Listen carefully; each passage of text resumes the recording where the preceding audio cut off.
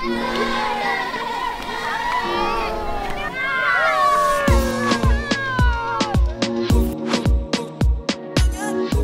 brīvdiena, 6. spēlētāji, ejam iepazīties ar Džakartu.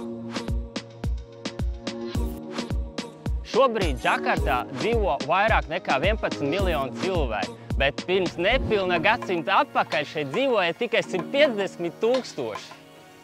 Pilsēta ir attīstījusies milzu tempos, un tā jau mainījusi nosaukumu 13 reizes. Šeit mēs esam vietā, kur var redzēt, ka Džakarta pamazām grimst. Šeit var redzēt mošeju, kur pirms vairākiem gadiem bija pilnībā atvērta. Šobrīd viņa jau ir līdz pusei ūdenī. Un Džakarta, kā Indonēzijas galvaspilsēta, tiek pārnest uz citu salu. Un viens no pamata iemesliem ir pilsētas grimšana.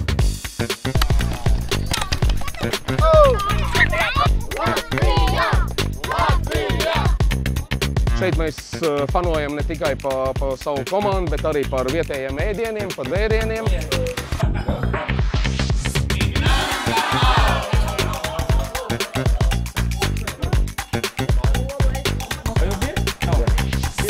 You have beer? Karti paēdā.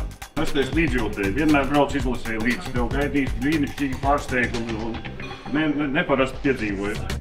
Čempis Džakartā, nejauši tikšanās uz ielas ar vietējiem cilvēkiem. Basītes, letiņi, bārs, alus. Tad mēs esam lokaholiki. That's how we made it all the Latvian years! Mūsu zeme! Latvija!